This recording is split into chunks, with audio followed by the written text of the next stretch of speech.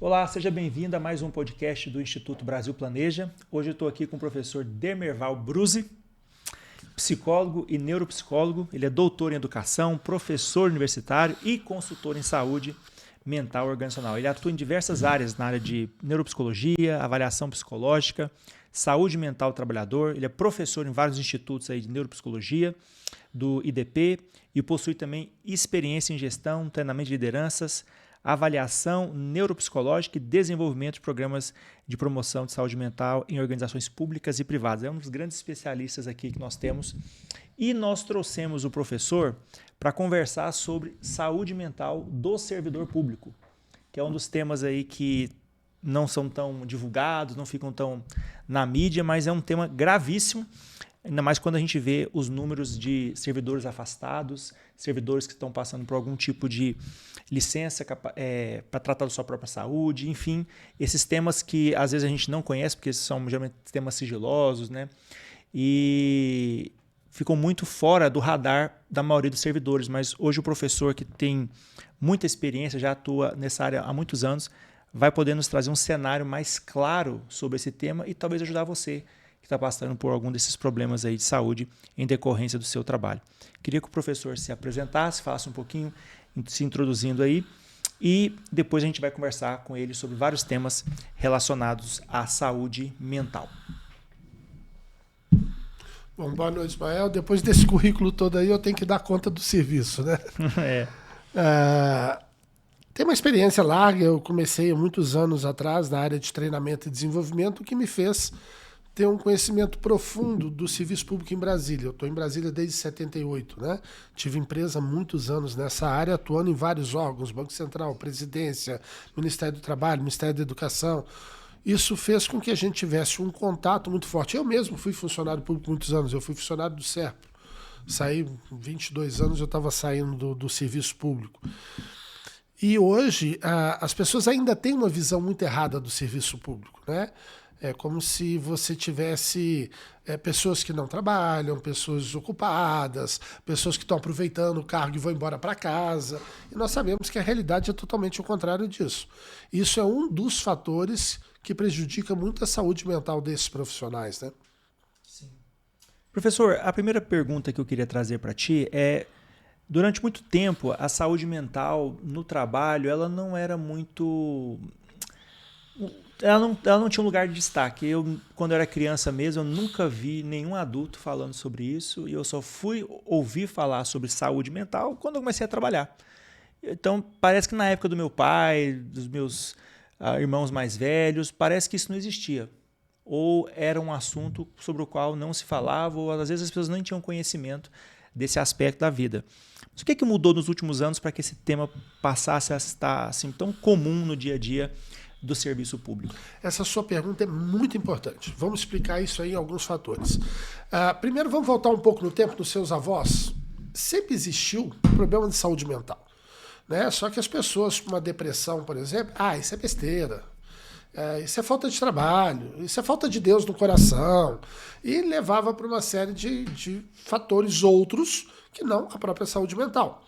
Ou, se a coisa era muito grave, você era jogado no hospital. Tanto que nós temos a questão do Holocausto de Barbacena, tudo que nós vimos, pessoas eram jogadas lá.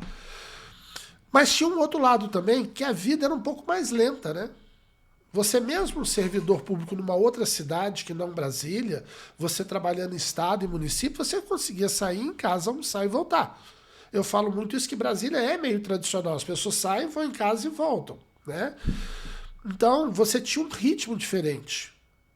Aí os nossos pais já pegaram um ritmo um pouquinho mais acelerado, mas ainda era tranquilo. O mundo foi mudando, né? A competitividade foi aumentando. E aí vamos mesclar um pouco a iniciativa privada com o setor público nesse sentido. Qual o objetivo da iniciativa privada? Lucro. Isso é um fato. Eu abro uma empresa, eu quero ter lucro. É assim que funciona o mundo. Não estou aqui julgando se é certo ou errado. É assim que funciona. E se eu quero isso, eu vou trabalhar no meu máximo para produzir o máximo e ter o máximo de retorno. E aí é onde começa o erro com o serviço público. Que ele não dá lucro. Não, mas ele tem que dar retorno. Ele é um servidor público. Ele tem que prestar um serviço que preste à sociedade. E aí esse servidor público, no começo, aí vamos voltar uns 20 anos, mais, uns quase 30 anos atrás, né? Esse servidor público chegava no serviço público, lá no ministério, por exemplo, e não tinha estrutura para trabalhar. Eu sou de um tempo que eu tinha que levar o papel para tirar xerox no ministério, porque não tinha verba. Né? Então, isso já é uma sobrecarga natural, porque ele está tirando um recurso dele para atender a população, por um órgão que deveria dar para ele todo esse suporte. Aliado a isso, começa toda uma pressão social, pressão de crescimento, questões políticas. Porque imagina o seguinte, eu entro num concurso, eu imagino que eu posso ascender, né? Eu posso crescer. Não, não vou crescer. Se eu entrei no ensino médio, eu vou morrer no ensino médio. Se eu entrei no nível superior, eu vou morrer no nível superior. Eu posso ter gratificações, eu posso ter algumas coisas de carro de confiança. Então, essa evolução não existia, não tinha um concurso público no tempo dos nossos avós. Não tinha um concurso público, provavelmente no tempo de alguns pais aí. Você tinha outras formas de entrada. E, na verdade, ninguém queria ir para o serviço público. Né? Agora não, o serviço público traz uma estabilidade, as pessoas vão, mas carrega todo esse ranço do passado. Então não é que não tinha no passado problemas de saúde mental, não se dava atenção a esses problemas. Eles eram tratados literalmente como uma doença que eu não queria admitir dentro da minha família. Era como se fosse algo contagioso. E ninguém queria tratar desse assunto. Entendi.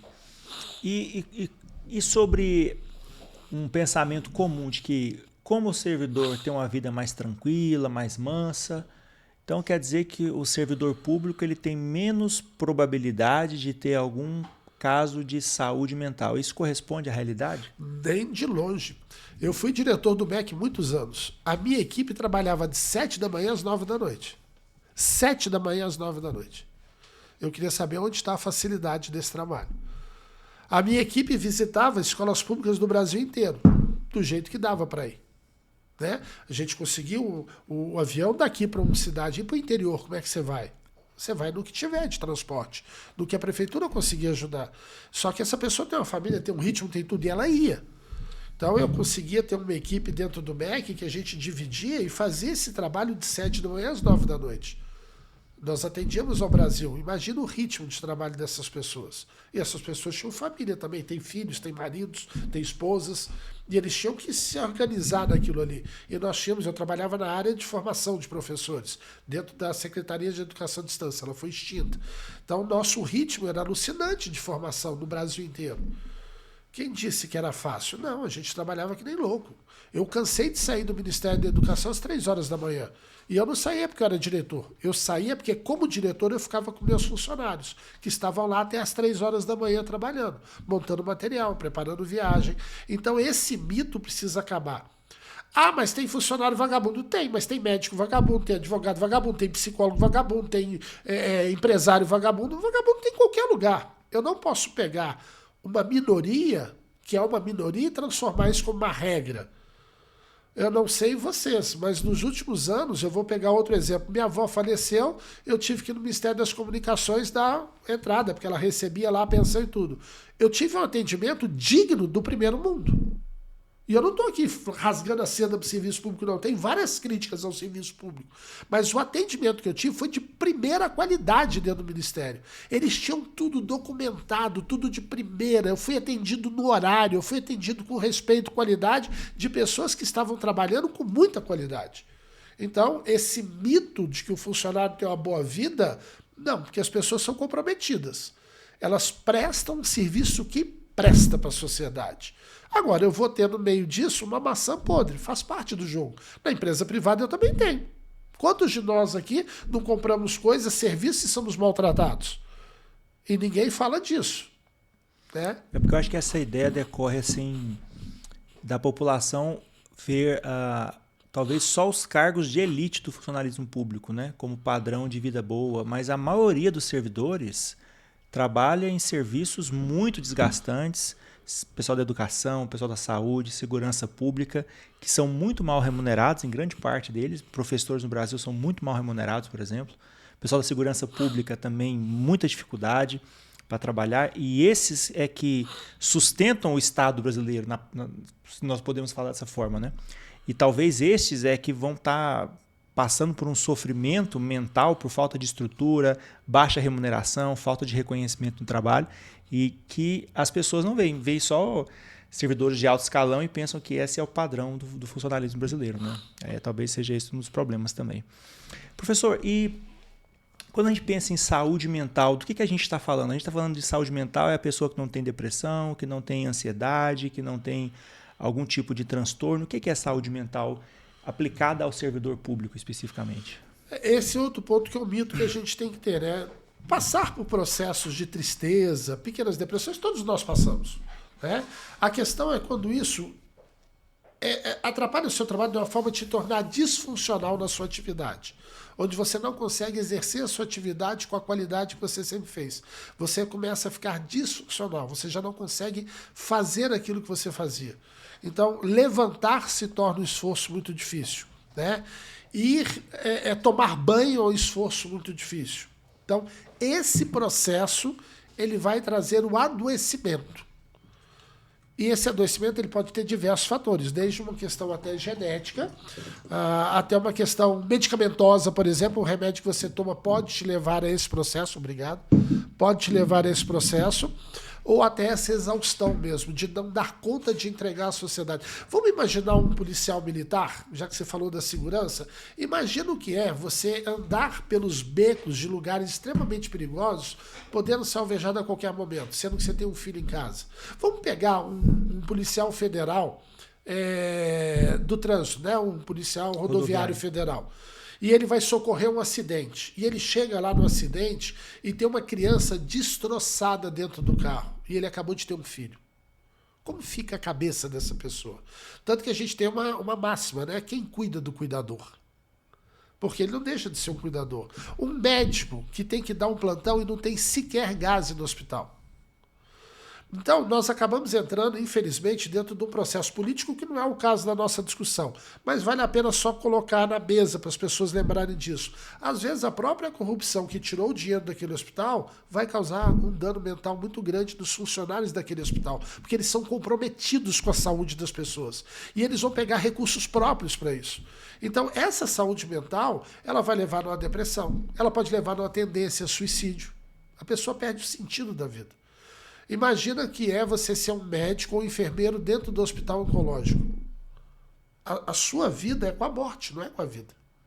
As pessoas tendem a morrer mais do que a sair mais vivas dali.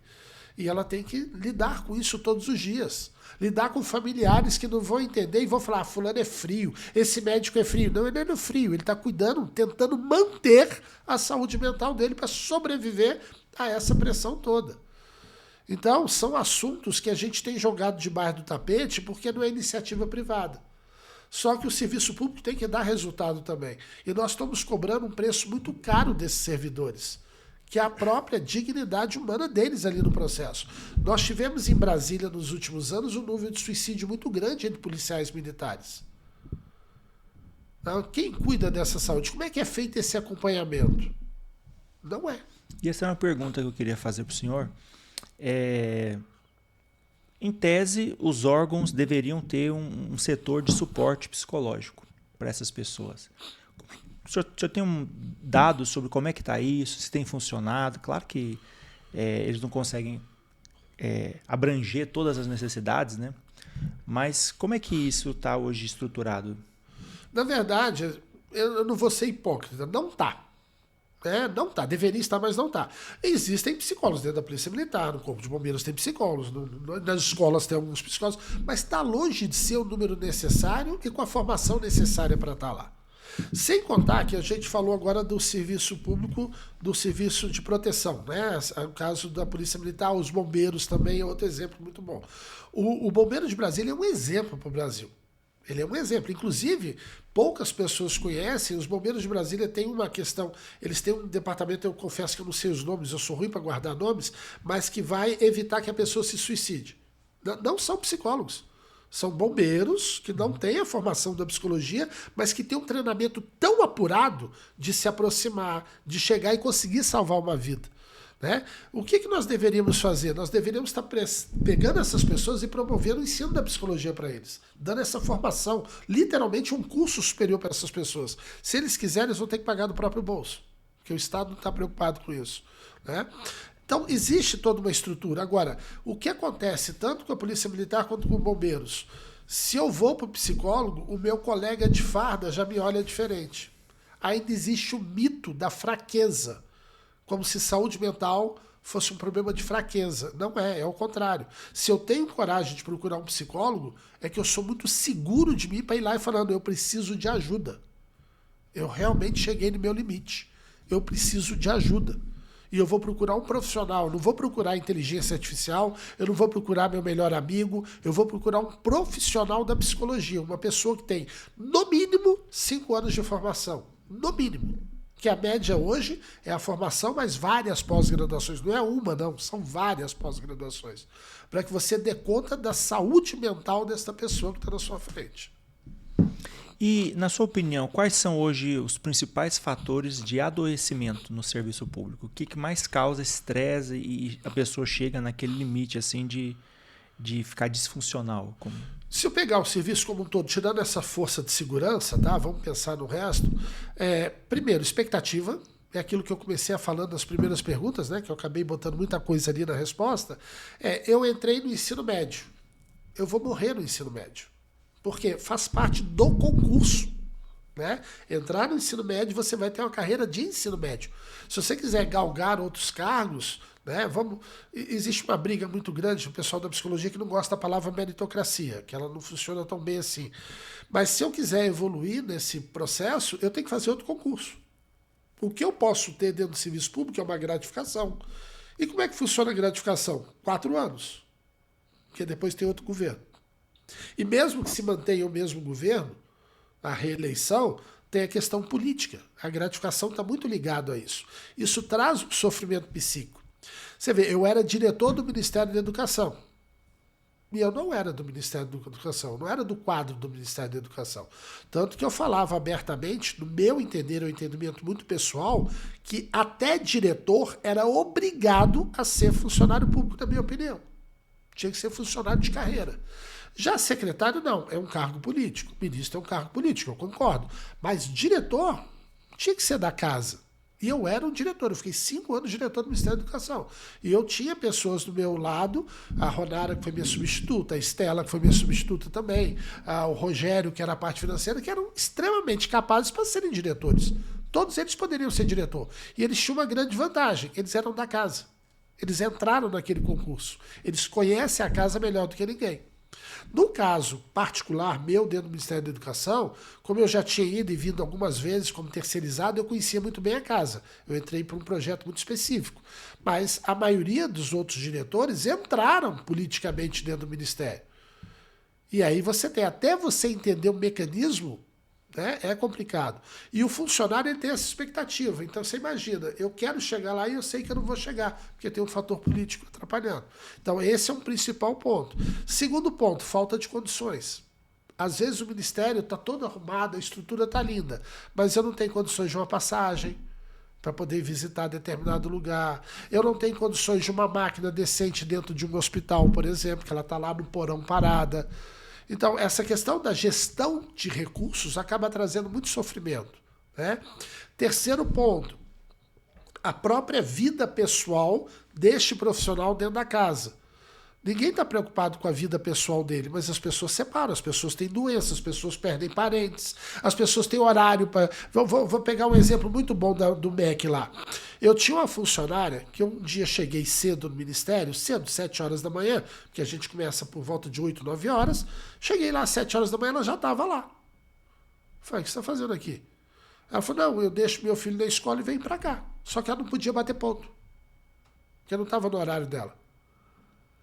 E ela precisava sair mais cedo. Por quê? O filho saía do colégio, ficava o dia inteiro no colégio, o marido tinha outra atividade e ela tinha que buscar o filho no colégio. Então ela tinha 2 alternativas. Ela saía mais cedo, e aí toda hora tendo que justificar, ou ela pedia alguém para pegar o filho. Isso é um transtorno. Isso vai trazendo um sofrimento para essa pessoa. O que eu fiz? Eu fui no RH, porque eu tinha uma outra funcionária que chegava sempre tarde e saía tarde, que era o processo inverso dela. Eu fui no RH e perguntei, olha, eu que assino esse ponto, eu que justifico. Eu posso equalizar? E o RH maravilhoso falou, pode, ela tem que cumprir X horas. mas você pode equalizar. Então, uma gestão ineficiente vai causar sofrimento na equipe. E o que nós temos hoje? Várias gestões ineficientes. Saber gerir pessoas não é um dom divino. É uma qualidade com muito estudo por trás. E as pessoas acham, não, é um dom divino. Não, não funciona assim. Porque você vai trazer sofrimento para a sua equipe. Muito sofrimento. Então, eu tenho outra passagem muito interessante. Eu era diretor da TV Escola. E o Érico era o meu coordenador. Um dia ele chegou com a passagem. Eu falei, que passagem é essa? Não, nós temos que ir, é uma viagem internacional, porque é onde se compram os filmes para passar no Brasil, da TV Escola e tal. E eu falei, o que eu vou fazer lá? Ah, você é o diretor. Eu falei, e o que eu entendo de televisão? Você foi contratado para isso. Nós pedimos você para isso. Você é o especialista. Não, mas o diretor tem que ir. Eu falei, não, o diretor não tem que ir. Tem que ir alguém que entenda de TV. E foi ele um funcionário da TV. Antes, esse funcionário ficava lá angustiado porque estava indo alguém politicamente para essa viagem que não entendia nada. Estava fazendo o que lá? Passeando, né? Então, gerir o recurso público com qualidade evita sofrimento psíquico da sua equipe também.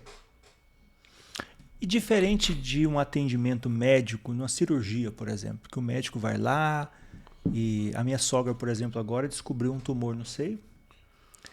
Graças a Deus estava bem no início, então o médico tirou, resolveu e ela estava ali passiva, né? Ela recebeu o tratamento, mas me parece que o atendimento psicológico que pretende ajudar a pessoa nessa saúde mental, ele não é assim, ele não funciona dessa forma, parece, né? Porque o psicólogo ele vai precisar de uma cooperação ativa da pessoa que está sendo tratada para ela sair também dessa situação, não é isso? Então, quer dizer, o atendimento psicológico ele é suficiente para tirar a pessoa desse estado de doença que ela está passando? Muito boa a sua pergunta, que me permite explicar para as pessoas o que é psicoterapia. Essa pergunta foi cirúrgica.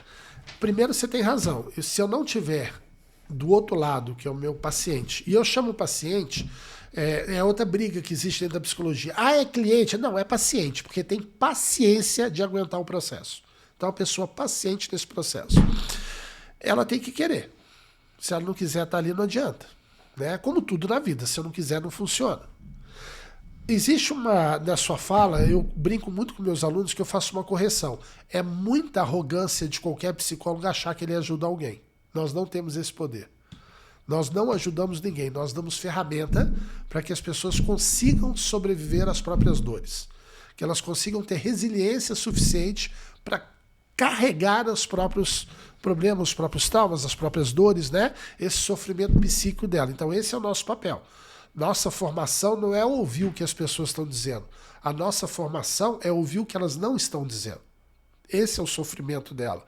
Então nós vamos ter técnicas, várias abordagens, né? Aí você tem a psicologia cognitivo-comportamental, que é a minha área, a análise do comportamento, a psicanálise, a gestalt, enfim, fugiram agora os nomes. Então, são várias abordagens, onde o psicólogo se forma nessa abordagem e ele vai trabalhar. E nem sempre aquela abordagem é o melhor para aquela questão. Existem questões que a psicologia cognitivo-comportamental vai ser muito mais utilizada do que, por exemplo, um psicodrama. Outras questões, talvez a psicanálise dê mais conta do que a própria cognitivo-comportamental. Hoje se fala muito no Brasil e no mundo de psicologia baseada em evidências, que tem evidências comprovadas da solução daquelas questões que as pessoas trazem. Mas é um trabalho de cooperação. Eu preciso que tenha o seu querer junto com as minhas ferramentas para te dar a fórmula com essa ferramenta para você cuidar da sua própria vida. Né? Tanto que em alguns casos, guardadas as devidas proporções, eu também, quando eu dava aula, eu brincava, na área de clínica, eu brincava muito com os alunos, né? Porque você vê, às vezes, um artista da televisão e fala assim, eu estou há 10 anos fazendo terapia. Eu falei, não, você casou com um terapeuta. 10 anos já não é mais terapia, é casamento, né? Mas a abordagem da psicanálise, ela é longa. Ela é uma terapia longa, então você vai ter 6, 7, 8 anos. A minha abordagem, que é cognitivo-comportamental, ela é curta. Eu, em um ano, eu quero que o paciente já esteja longe do meu consultório. Eu não quero ele dependente de mim. Eu quero que ele tenha as ferramentas necessárias para ele conseguir sair do outro lado. Ele ter a força para controlar o próprio destino dele. Eu não quero que ele fique dependente. Né? Então é muito comum você ver nas entrevistas, assim, a pessoa falar, esse tema é importante, preciso levar para o meu terapeuta. Não traz problema para mim, não. Esse é um problema seu. Eu estou te dando a ferramenta para você resolver esse problema. Essa questão que você está me trazendo, eu não posso resolver por você, eu não tenho esse poder. Mas eu tenho a ferramenta, o estudo, o conhecimento técnico para te mostrar como acontece isso. Né? E aí são as técnicas que todos nós aprendemos que vamos lidar com isso tudo. Mas aí eu volto sempre na mesma questão. Quem cuida do cuidador? Porque quem cuida do psicólogo? É muito comum na nossa área a gente fala assim, mas você tem que ter terapia, você tem que fazer terapia também. Eu também concordo, principalmente estudante, que ele está entrando no curso, ele tem que fazer. Mas olha que interessante, imagina que eu esteja fazendo terapia com você. Eu sou um psicólogo, você é um psicólogo. Eu conheço todas as técnicas. Eu sei a técnica que você está usando comigo. Como é que pode funcionar se eu já sei o segredo da mágica? Por que eu não fiz a mágica eu mesmo? Porque todos nós temos limites. Nós temos que entender que nós não podemos ultrapassar os nossos limites. Mas esses limites também não podem ser limitantes. Porque se eles forem limitantes, acabou a minha vida. Entendi. É muito difícil convencer uma pessoa que não está passando por nenhuma dessas dificuldades que vão culminar em algum problema de saúde mental, da importância do cuidado que isso tem que ser considerado. Como é que eu vou convencer um líder que talvez tenha uma vida tranquila, que às vezes não passa nenhum problema, de que mesmo nesse cenário eu já tenho que estar me preocupando com os servidores que estão sob a minha responsabilidade, lá do meu órgão, da minha coordenação, da minha secretaria? Como é que eu posso trazer para os líderes de departamentos a importância de se preocuparem com a saúde mental dos seus servidores? Educação. Né? Na nossa área a gente chama psicoeducação. Não tem outra forma, porque se eu tenho uma vida estável, vamos botar dessa forma, bem lúdica, eu tenho um salário que não é muito rico, mas também não é muito pobre, eu consigo ter uma vida razoável, eu não tenho grandes problemas, meus filhos estão numa boa escola, eu estou numa escola até média, mas está tudo bem, eles não estão nenhum envolvimento de saúde, não tem envolvimento nenhum com drogas, com nada, então uma família da propaganda ali, da Rede Globo ali, da televisão e tal, beleza. Dificilmente eu vou estar atento, se eu não for um bom líder, daquele funcionário, por exemplo, que o filho está doente, que a mãe teve um câncer, que acabou de perder um parente. Esse líder, ele é o ponto central. Então, ensinar esse líder a cuidar da equipe dele é o primeiro ponto. Ele não vai ser psicólogo. Jamais, não é isso. Eu não estou falando para substituir. Mas ensinar esse líder a ter um olhar clínico mais interessante. Então, vou te dar um exemplo real também que aconteceu dentro dessa minha liderança enquanto psicólogo também. Passando pela minha equipe, eu passava todo dia num salão grande, eu reparo uma jovenzinha, que era uma funcionária minha, meio cabisbaixa, e eu percebo uma lágrima. Aí eu falei, tá tudo bem? Ela falou, não, tudo bem, chefe, tudo bem. Eu falei, ok. Aí passei, fui na minha secretária e falei, chama fulana na minha sala. Aí ela veio desesperada, não, chefe, tá tudo bem. Eu falei, não perguntei isso. Senta, fecha a porta, por favor. O que está acontecendo? Não, tá tudo bem. Eu falei, se estivesse tudo bem, você não estava chorando. O que está acontecendo? É besteira. Eu falei, tudo bem, eu quero ouvir a besteira. Não, olha como é besteira, chefe. Meu namorado, a gente mora junto, ele está indo embora para Inglaterra. Ele vai fazer um mestrado na Inglaterra. E ele vai ficar 2 anos fora. Ele está indo embora hoje. Então eu estou triste, eu estou com saudade dele. Eu falei, entendo. Que horas que ele vai? Ele vai no voo das 6. Eu falei, o que você está fazendo aqui no trabalho hoje? Ela falou, não, eu preciso trabalhar. Eu falei, não, você não está trabalhando, a sua cabeça não está aqui. A sua cabeça está com o seu namorado. Não, mas eu não posso sair. Eu falei, você não tem uma equipe? Você trabalha sozinho aqui dentro? Deixa eu ver se eu entendi. Aí abri a porta, botei a cabeça para fora. Eu falei, esse pessoal todo que eu estou enxergando aqui não é capaz de cumprir o que você está fazendo? Eles não podem te dar cobertura? E se você estivesse doente? E se você estivesse atestado? Vamos piorar? Você morreu. O serviço público para? Aí ela chorou, olhou para mim e falou, mas eu não posso sair. Eu falei, quem assina seu ponto sou eu. Vai. Isso é saúde mental também. Porque a gente pensa só na depressão, né? Aquela coisa terrível, não saio de casa, quero pular da ponte. Não. O líder tem que ter essa percepção. Porque essa funcionária, ela está fazendo tudo, menos estar presente. Ela não está presente. Só que vamos piorar a situação, o filho dela está doente em casa. E ela não tem uma babá. O filho tem 14 anos, ele já consegue ficar sozinho em casa. Ela não tem uma babá. Ela está lá no serviço público, tem certeza? Ou ela está preocupada se ele tomou o remédio, se ele botou o termômetro, se a febre aumentou, se não aumentou? Ele acabou de sair de uma cirurgia. Então, nós temos dentro do serviço público algumas regras que elas podem ser quebradas pelos líderes. A lei permite, o RH permite, o acordo permite. Isso é cuidar da saúde mental do funcionário também. Não é só quando ele estoura, que ele chega no limite dele, onde aquele limite leva ele para uma falência psicológica grande, onde ele entra numa depressão profunda, entra no surto psicótico. Eu não preciso chegar nesse nível. Eu posso entender o que está acontecendo na vida dessas pessoas. Hoje nós vivemos um problema grande no serviço público das bets. Pessoas super endividadas, tanto que existe um programa né, na justiça dos super endividados, que estão dentro do serviço público. Como é que eu lido com isso? Quem faz isso é um psicólogo. Nós estudamos isso, nós estudamos a mente e o comportamento humano. Essa é a nossa profissão, essa é a nossa linha de trabalho. Então, deveriam ter mais parcerias, deveriam ter mais psicólogos dentro dos órgãos. Né? Aí eu faço uma crítica ao meu conselho. Olha que eu não sou de criticar, porque o conselho ele tem um papel dele muito legal. Ele ajuda em muita coisa. Mas eu devia estar fazendo muita campanha na televisão para incentivar as pessoas. Eu não vejo campanha de procure um psicólogo. Eu vejo várias campanhas. Mas ninguém tem a campanha procure um psicólogo. Hoje a nossa briga é muito mais uma briga conceitual. Quem tem direito a fazer terapia? Né? A palavra terapia. Ela está com quem? Psicoterapia.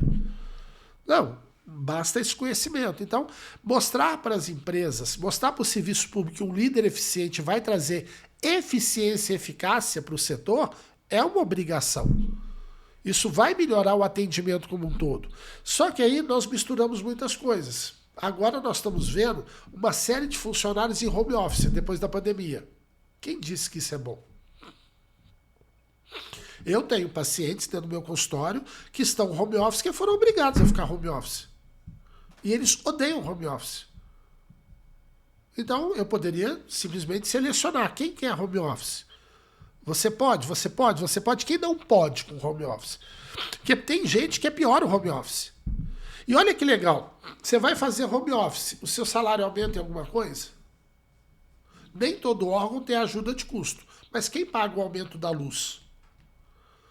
Olha que coisa simples de pensar. Quem paga o aumento do papel higiênico da sua casa? Que ele vai aumentar. Né? O cafezinho. Só que essas despesas já estão previstas no orçamento público, mas não estão previstas no seu orçamento doméstico. Não está previsto no seu orçamento doméstico a família não entender que você trabalha home office. Aí a família, no meio do trabalho, no meio da reunião, entra um filho e fala, pai, vem aqui me ajudar. Aí o pai dá aquela briga toda, aí começa a briga dentro de casa. Porque todo mundo acha que home office é vagabundo, não faz nada, né? Não, ele trabalha às vezes muito mais, que ele tem a questão dele se cobrar porque ele está dentro de casa.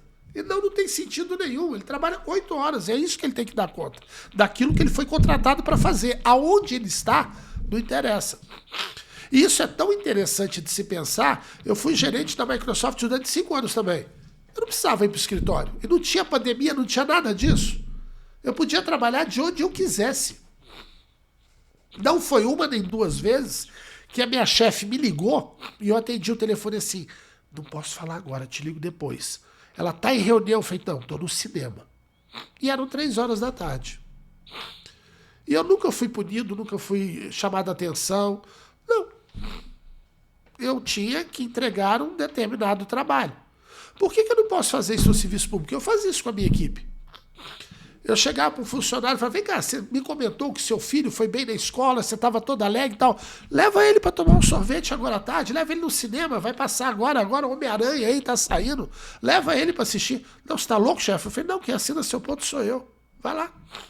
Isso é promover saúde mental também para o funcionário. Não é enganar, não é dar espelhinho para ele, igual as pessoas falam. Não, é conhecer a sua equipe.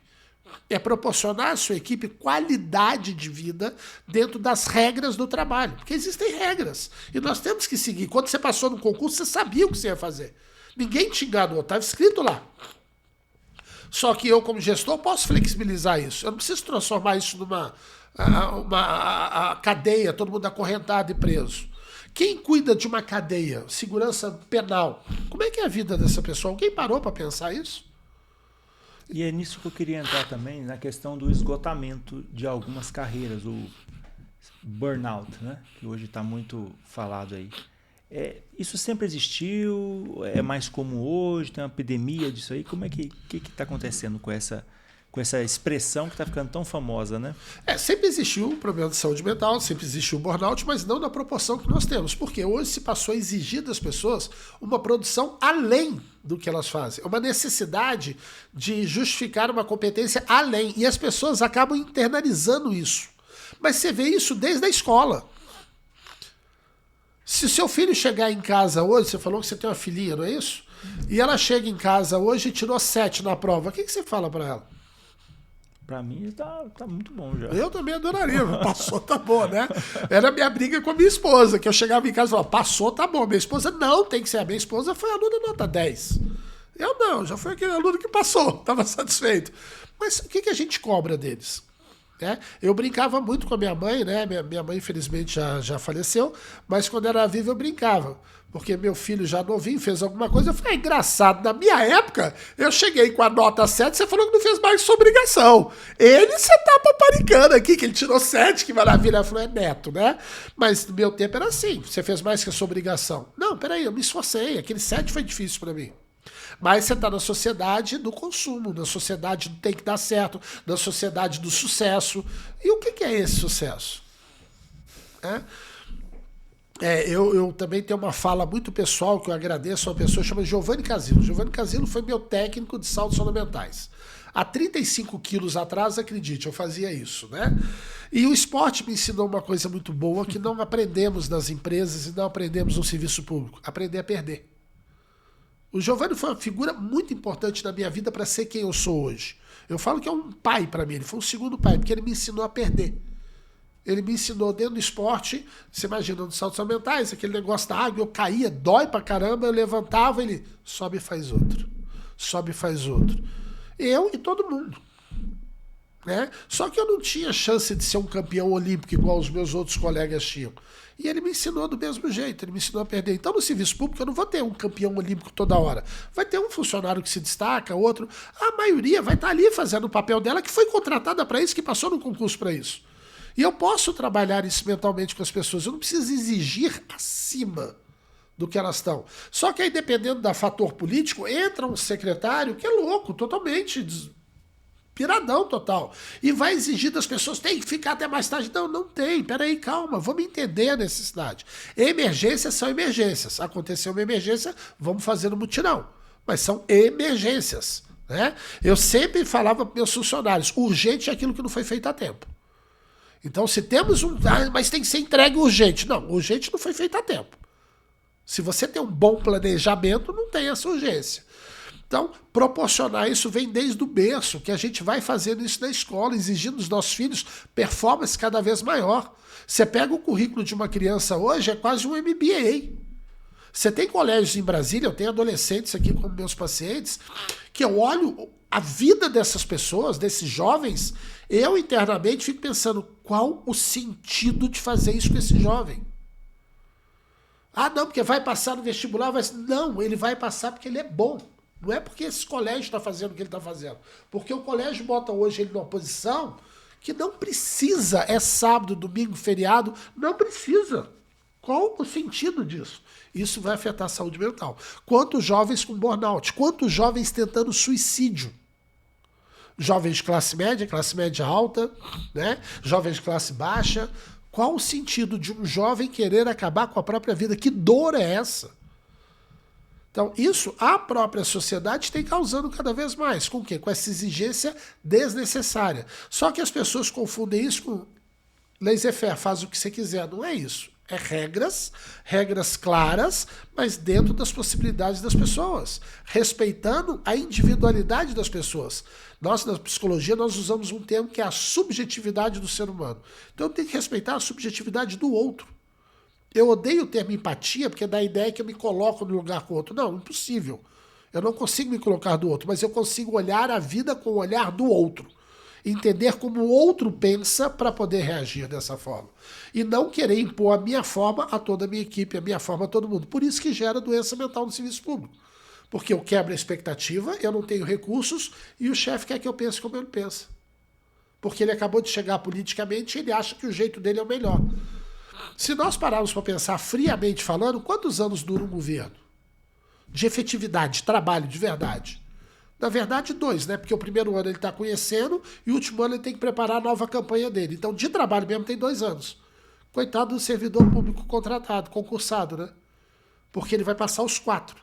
O primeiro ano se adaptando à nova gestão, explicando como funciona, sendo criticado porque o outro fazia diferente, e o último preparando a própria eleição. E ele está ali no meio, só que ele é o dono daquela vaga, ele é concursado, ele entende o que ele está fazendo, ele é um especialista na área dele.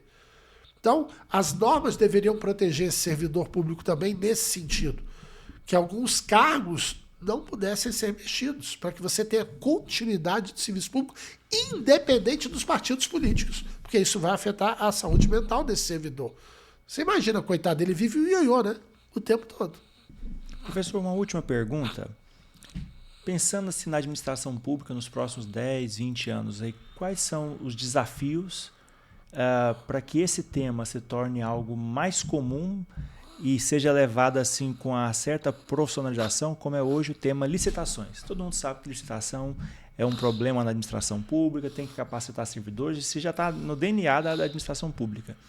Como é que o senhor acha que esse tema de saúde pública pode se tornar tão assim vivo também no dia a dia da administração pública? E quais são os desafios que a administração pública vai enfrentar para que esse tema seja um tema tratado com naturalidade dentro do setor público? A primeira palavra mágica é aquela educação, né? Sempre. Segundo, depois, é você profissionalizar o serviço público. Não que ele não seja profissional, ele é. Mas profissionalizar competindo com a iniciativa privada mesmo, entendendo que as pessoas que vão entrar lá, elas são concursadas e concursos difíceis.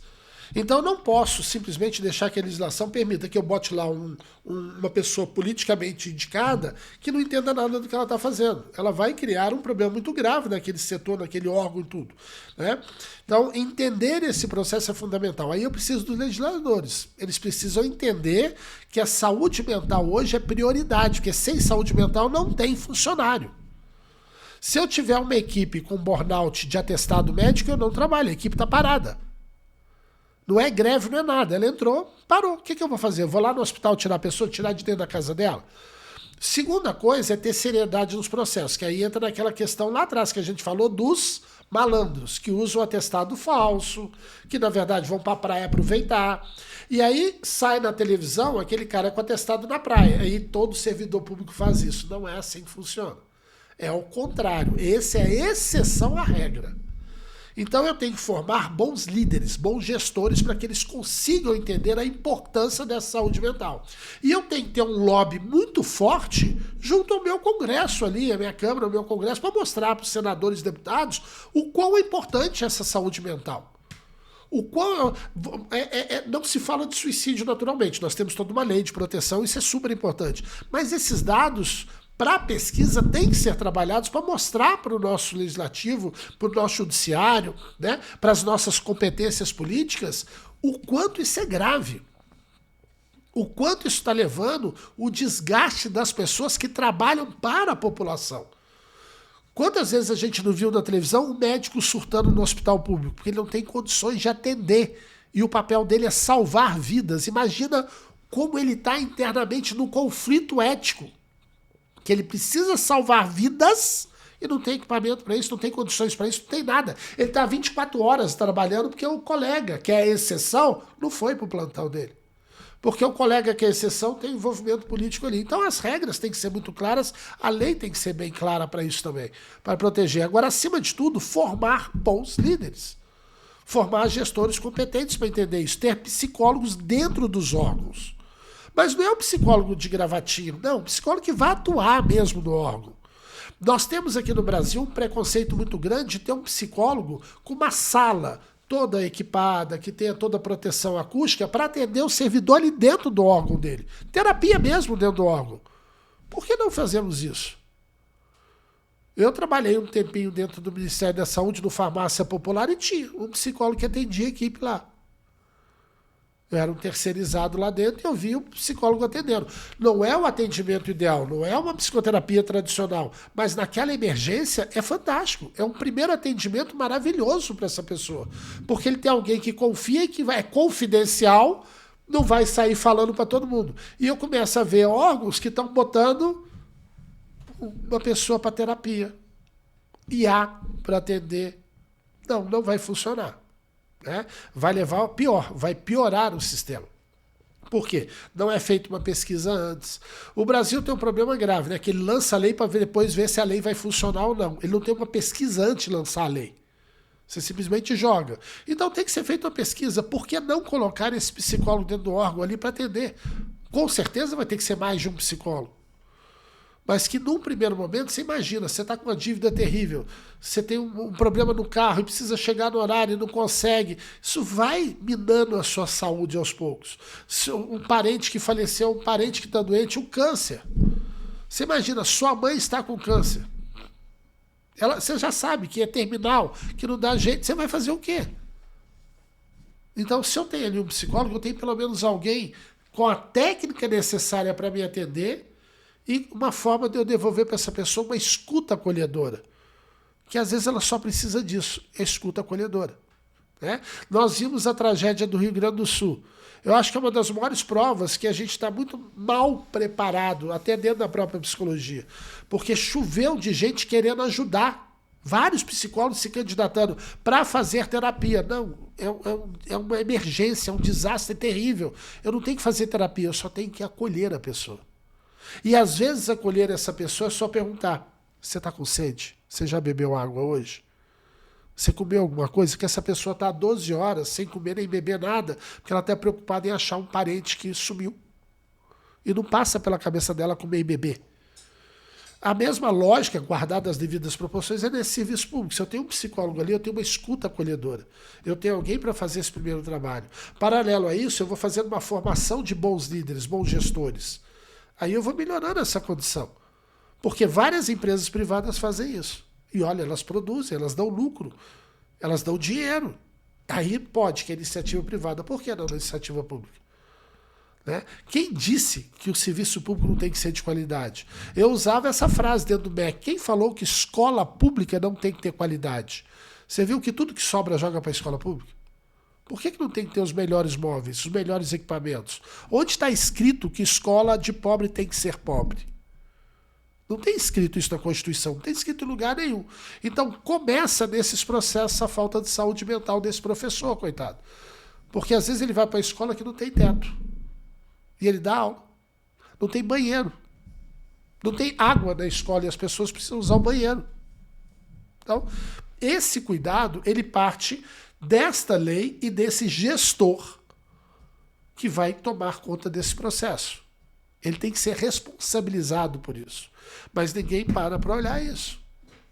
Né? Essa questão do policial rodoviário que eu falei, a questão do policial militar, do bombeiro, essas pessoas têm família também. Como é que eu cuido delas? Os professores têm família também. Porque quando a gente fala em serviço público, normalmente a gente pensa nos ministérios aqui em Brasília. Quem assiste a televisão é o ministério. Não, tem toda essa turma de serviço público que você falou. Imagina você atender um acidente, você salvando uma vida ali, e você tem um filho em casa. Não tem como não criar esse emparelhamento direto. Como fica a cabeça dessa pessoa? Ele simplesmente vai para casa, cumpre o plantão, um dia depois ele está de volta. 72 horas ele está de volta. E tudo bem. Quando na verdade não, tinha que passar por um serviço psicológico. Agora, se ele vai para o serviço psicológico, a PM, um bombeiro, a polícia militar, a polícia rodoviária, todo mundo, né, o federal, todo mundo imaginar que é fraqueza, não. Então, campanha psicoeducativa mostrar para as pessoas que é o contrário. Ir buscar um serviço psicológico é muita força, é muita coragem, porque é você admitindo que você precisa de ajuda. E a maioria de nós não tem essa coragem. Maravilha. Professor, foi excelente a nossa conversa. O senhor até me mandou uma frase aqui que eu achei muito interessante. Eu queria concluir a minha participação com essa frase e o senhor dá as suas palavras finais aqui. Cuidar do servidor nunca foi um ato de benevolência, é uma estratégia de inteligência organizacional. Fantástica essa frase. Fique à vontade para considerações finais, professor, se despedir aí do pessoal. Queria agradecer a oportunidade de a gente explicar um pouquinho do nosso trabalho como psicólogo e a importância do cuidado mental das pessoas, né? Porque não é só o físico. Já está mais do que comprovado com a ciência que se isso aqui não está funcionando, isso aqui cai. Né? Várias pessoas somatizam a doença. Porque veio do problema mental, desse sofrimento do que ela está passando. E ninguém ouve que é um sofrimento calado, é só dela. E às vezes esse sofrimento é tão grande, mas tão grande, que essa pessoa tem coragem de acabar com a própria vida. Eu não sei se vocês aqui já tiveram oportunidade, mas o bombeiro tem um treinamento que eu levei meus alunos para fazer, que eles penduram uma pessoa num prédio mais ou menos 30 metros de altura. E aí eu lembro que o comandante lá do bombeiro, maravilhoso, o bombeiro do Distrito Federal, fica o meu agradecimento a vocês. E ele perguntou, mas vocês não vão ser socorristas, para que você quer esse treinamento? Eu falei, para o meu aluno entender o que passa na cabeça de uma pessoa que tem coragem de pular dessa altura. Porque se alguém tem coragem de pular dessa altura, imagina a dor dessa pessoa. Então, se nós começarmos a respeitar isso, é uma questão organizacional, vai melhorar para todo mundo. Né? Eu tenho que respeitar essas pessoas, o trabalho dessas pessoas. Elas vivem sob pressão o tempo inteiro, elas parecem aquela carne de um hambúrguer, que tem o pão da sociedade pressionando e o pão da chefia pressionando. Ela está ali no meio. Porque a sociedade cobra dela coisas que não é dela. E chega lá e descarrega tudo em cima dela. Como se ela fosse a culpada pelo ministério, pelo órgão que ela está trabalhando. E do outro lado a chefia cobrando. Então, essa pessoa ela precisa de cuidado. E não tem nada melhor do que isso do que um psicólogo. Muito obrigado pela oportunidade. Professor, foi ótimo. Eu que agradeço. Muito obrigado, foi esclarecedor.